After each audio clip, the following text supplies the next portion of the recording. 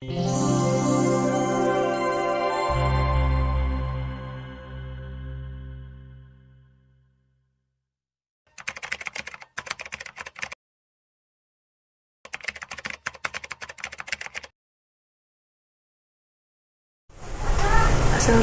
warahmatullahi wabarakatuh.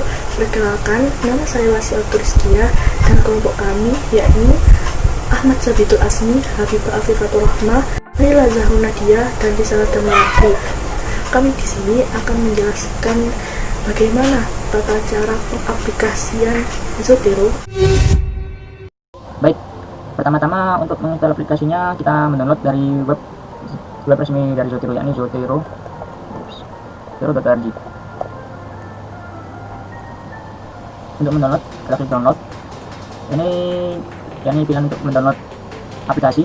Ada yang satunya nanti saya akan jelaskan. Klik download akan langsung otomatis mendownload karena saya sudah mendownload aplikasi tersebut. Oleh karena itu kita membuka aplikasinya. Ini adalah tampilan ketika setelah kita mendownload. Ini contohnya di PC yang tampilan awal. Setelah itu kita pilih menu download program. Nah, ini kita install aplikasinya terlebih dahulu.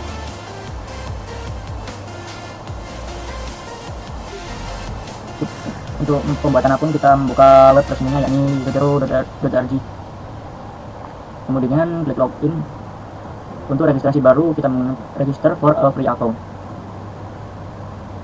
Ini kita isi username-nya. Contoh. Kalau seandainya kita di bawahnya ininya hijau, otomatis username yang kita masukkan dapat digunakan. Untuk email konfirmasi, udah kita copy saja untuk passwordnya, terserah kalian. Untuk yang satunya adalah verifikasi seperti yang ini, ketik ulang. Untuk I am not a robot, ini verifikasi recepta dapat mendeteksi apakah kita menggunakan bot atau robot untuk mendaftarnya atau tidak, untuk memastikan. Oke, baik, ini sudah tercalon. Yang selanjutnya kita tinggal klik register. Karena saya sudah membuat akun menggunakan alamat email ini, oleh karena itu saya tidak bisa mendaftarnya lagi. Jika sudah klik register, biasanya akan muncul email di akun yang kalian daftarkan. Karena itu saya akan membuka Gmail terlebih dahulu. Saya menggunakan email pribadi untuk ini. Karena ini untuk penggunaan saya sendiri. Welcome to Zotero. Ini untuk memastikan apakah yang didaftarkan itu benar-benar Anda atau bukan. Jika memang Anda yang mendaftar, maka tinggal klik ini. Klik link yang ini, ada beberapa tutorial untuk menyinkronkan aplikasi atau mengoneksikan aplikasi Zotero ke akun yang telah didaftar.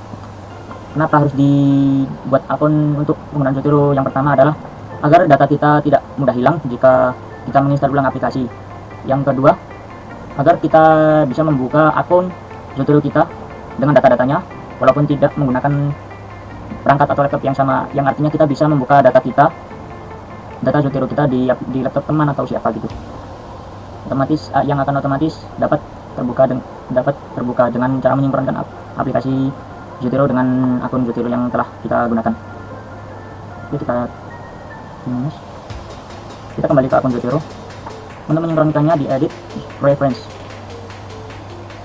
Karena saya telah menyinkronkannya, cara menyinkronkan oke. Di sini saya akan untuk menyinkronkan atau mengkoneksikan aplikasi Zotero ini dengan cloud atau penyimpanan awan dari web servernya Zotero. Untuk username-nya kita menggunakan username yang telah kita daftarkan tadi, karena saya menggunakan username 7. Passwordnya kita menggunakan yang tadi yang telah didaftarkan pada web Zotero. Dan ingat, password ini sangat peka akan huruf besar dan huruf kecil. Kita sinkron. Ini tandanya sudah berhasil. Untuk tata cara penggunaan akan dijelaskan oleh teman saya, yakni Risalah Damarati. Assalamualaikum warahmatullahi wabarakatuh. Saya di sini akan melanjutkan presentasi setelah penginstalan aplikasi setelah pensinkronisasian aplikasi, tugas kita pertama dalam aplikasi Zotero ini, kita bisa membuat folder. Yang pertama yaitu klik perpustakaan, lalu klik gambar folder ini, kita tambah, lalu kita masukkan judul. Misalnya kita ingin melakukan penelitian tentang ekonomi, keuangan, pemerintahan ataupun apa itu. Saya di sini akan menggunakan judul penelitian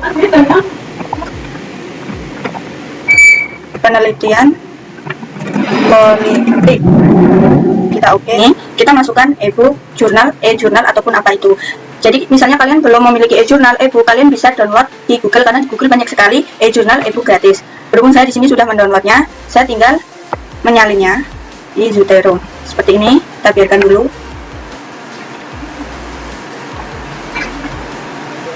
Kita tunggu. Nah, kita tunggu ini sampai finish ya. Kita sudah finish kayak gini, kita close. Lalu setelah itu kita lihat catatannya seperti ini, spesifikasi dari e-jurnalnya. Jadi kita bisa lihat lengkap di sini, kita tahu oh ini ternyata termasuk dalam artikel jurnal. Lalu ini judulnya ini, kita juga bisa tahu penulisnya siapa, jumlah halaman, bahasa yang digunakan apa, bahasa Indonesia gitu. Nah, jadi misalnya metadata ataupun data yang di sini kurang lengkap, kita bisa menambahkannya. Nah, tapi jika sudah lengkap malah lebih enak dan lebih baik, maka disarankan kalau mencari e-jurnal kita cari yang lengkap. Tapi berhubung tadi saya nyarinya ketemunya ini, jadi yang saya gunakan yang seperti ini, nanti kita tinggal melengkapinya. Di sini bisa diketik seperti itu. Baik, untuk selanjutnya akan dijelaskan oleh rekan saya. Terima kasih. Assalamualaikum warahmatullahi wabarakatuh. Di sini saya akan melanjutkan presentasi teman saya yaitu tentang file baru yang ingin dijadikan referensi. Di sini saya memakai file Word. Dan sebelumnya sudah saya siapkan karya tulisnya. Lalu langkah selanjutnya yaitu kita buat metadatanya. Dengan cara klik Zotero yang ada di menu Word. Lalu klik Add and Edit pojok sini.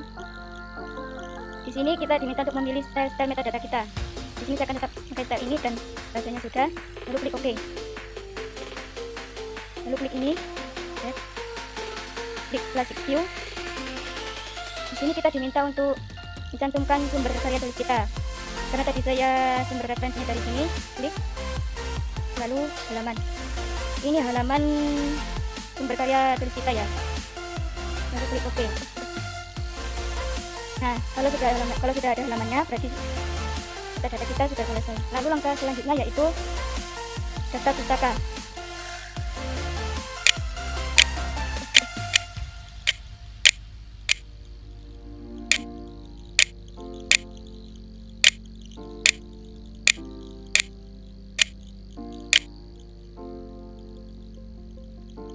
Untuk membuat daftar pustaka, kita tinggal klik yang sampingnya, yang bibliografi, lalu akan muncul sendirinya. Ini kalau kalian ingin mengubah bentuk daftar pustakanya, tinggal klik dokumen, lalu pilih style daftar pustaka kalian, lalu klik OK. Nah, kalau ini berarti karya tulis kalian sudah menjadi referensi.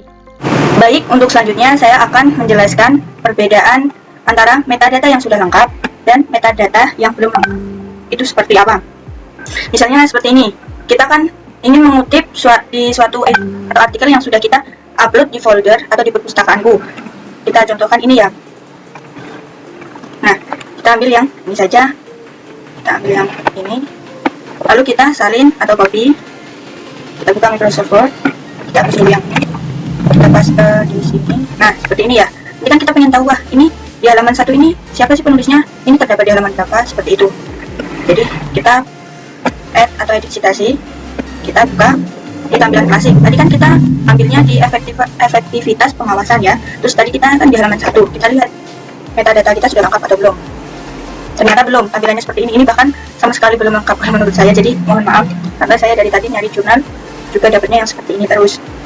Lalu bagaimana tampilan jika metadata itu sudah lengkap? Nah, tampilannya seperti ini. Saya tadi mengambil dari sumber YouTube-nya Pak Syarif Hidayatullah Cyber Pesantren. Dan di situ juga ada penjelasan tentang Zotero dan lebih lengkap, kalian bisa lihat di situ. Nih, ini tampilannya. Mohon maaf tadi keliru.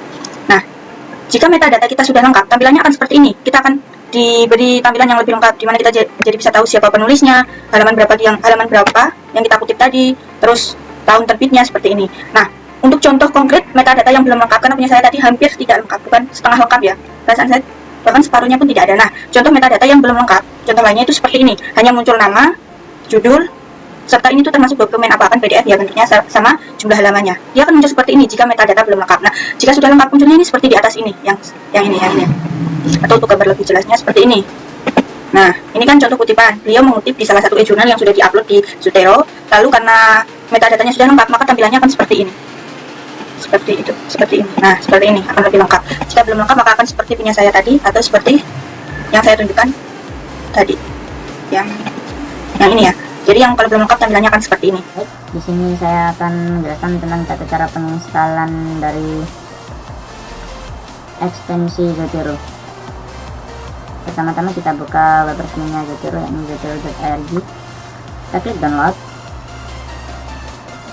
Kita sekarang menggunakan Zotero Connector serta Zotero from your browser, yakni fungsinya adalah kita memfungsikan Zotero.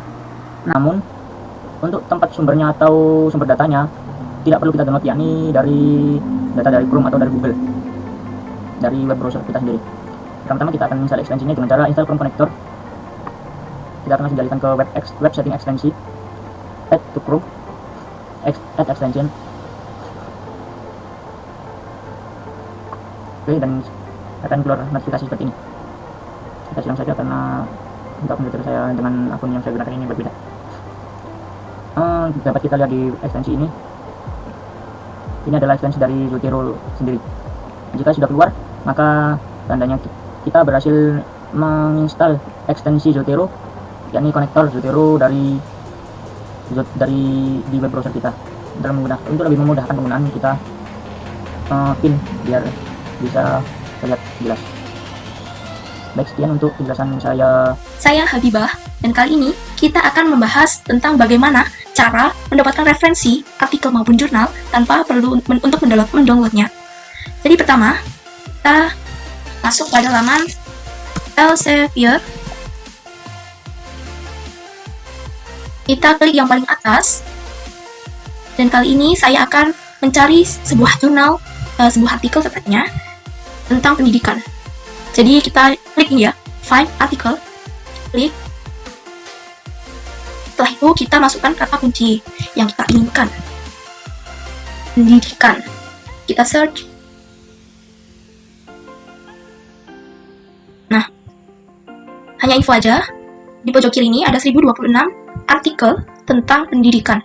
Jadi kalian bisa mendapatkan artikel yang kalian inginkan di sini karena referensinya sangat banyak sekali ya. Kita akan memilih yang ini. Download PDF.